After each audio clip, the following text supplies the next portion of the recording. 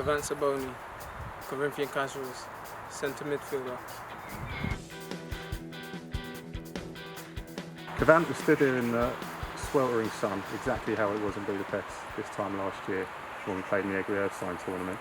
I just thought, as a man who played in 180 minutes in that kind of heat, in order to bring a trophy back from Europe to Corinthian-Casuals, how do you reflect on that weekend a year on? It was amazing. It was very hot, but other than that, it was just amazing. Being out there on the pitch with the heat again and working our socks off to win that trophy is something that you just won't forget. I think one of the things that we wanted to achieve with that tournament was to give players from the amateur and semi-pro game an opportunity to play for a title against teams from other countries of a similar ilk, which you don't normally get here. You know, it's very regionalised football at that level. And I wondered if that was something that felt special on the pitch, if you were aware at the time that you were playing against a team from another culture. Definitely, especially because when I joined, I just missed out on the time where they went to Brazil. But the players that went, when they came back, they said it was the most amazing time they had and stuff like that. So even before the Budapest, I always hoped that me and this club could go somewhere again, playing internationally against other teams, and on top of that to win something and just bring it back home. So it felt good. The team that we played against, BAK, in the first game, they commented on the fact that you could tell that the English teams play slightly differently to the opponents they play in Hungary. Yeah. Did that work in reverse? Could you tell that they played slightly differently to the teams you play in England?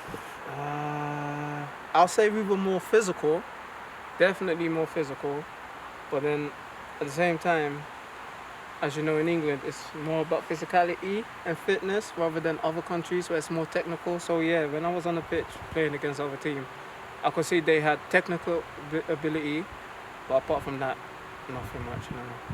Was that part of the atmosphere of the weekend as well, that there were fans from Hungary there, as well as people who'd flown over from Tola? Yeah, but to be honest, all I could hear was our fans. Our fans were the loudest, and I just gotta say they're amazing, because even over here, they always show up regardless if we're losing or winning, drawing. Even last season when we were going through a bad spell, almost getting relegated, they were always behind us, supporting us. So without the fans, they're just great. They're just actually great. And you spent a lot of time together as a group, as a squad. Is it nice to travel like that and have a full weekend with the team? Yeah, definitely. If anything, it brought us closer together. Obviously, most of us know each other outside football, but to be away in a different country with each other, it just brought us closer together than we were before. So yeah. We'll talk about the winning goal. You had a part to play in the build-up. Yeah. The tension had built, to be honest, because it was a really tense game. It was goalless. Yeah. It was the last minute, and then we counter-attacked. Yeah. First of all, talk me through how it felt when you saw Harry Ottaway finish and win the game for us. I had a lot of emotions running through me. I didn't know.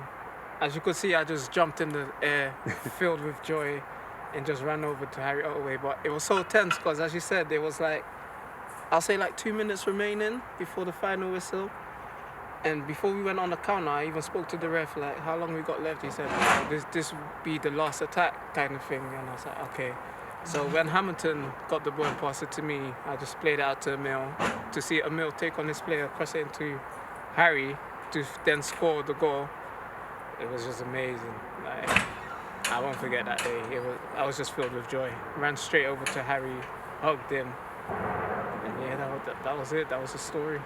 It tells us that, this competition immediately became important to people. Yeah. That trophy, the Corinthian Cup, someone hadn't played for that for something like 70 years, and then we went over there to re-inaugurate the tournament in Egri Erbstein's name, and the first final ever, you see how competitive it is and how much it means to the people that won it. And how competitive was that final? It was very competitive. They just wanted it as bad as we did.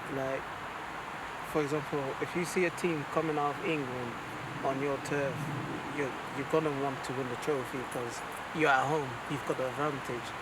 But at the same time, I can big up my team because as I said, we're an amazing bunch of lads. we always bond, we always train together and whatnot. And to go over there and beat that team in that atmosphere, I can't describe it, to be honest. How did you celebrate in the evening as a group, I mean? So obviously when we won the trophy, James gave us a bit of leeway to just go out, have a good time. I think we went out to eat at first at a restaurant, and then afterwards it was just like, go off and do your own bits. But me, I just went back to my hotel and just rest. As you said, 180 minutes of football in that heat, it's not easy. So I just went back to my hotel and rested, and the following day we just came back. What was interesting is that people were filming the whole time. So we had the footage on the coach from the way back from the nightclub with the lads who went out singing with distorted faces, let's say. And then we had the footage of you, fresh face the next morning, running through the airport with the trophy. Like, I think you came out as the winner in that sense. Did you have to convince airline security to take the trophy on board? No, nothing like that at all. You know what? You expected to be taking it home. It was pre-packed. I thought I'm taking this home. Like I didn't even know it was gonna come back here. But if it was up to me, I would have taken that trophy home, and just put that on top of my cupboard. Do you think there could be something special to hold this tournament on a regular basis and maybe welcome teams from abroad that play at this level to King George's Field in the future? Yeah, definitely. I think that would be amazing. But if it was up to me, I would prefer us traveling rather than them coming here. But if teams could come down here internationally and play us, that'd be good too. That'd be amazing too. So we walked out to the final wearing special sort of Corinthian tour jerseys, the plain white classic, and on the back were the names of the Grande Torino players who the tournament's in Egri Erbstein's name. They were his players at Torino.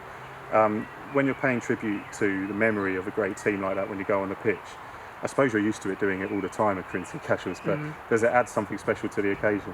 Yeah, definitely, because if you look at the history, as it was mentioned before, those great players that we were wearing on the back of the shirts died on a plane crash.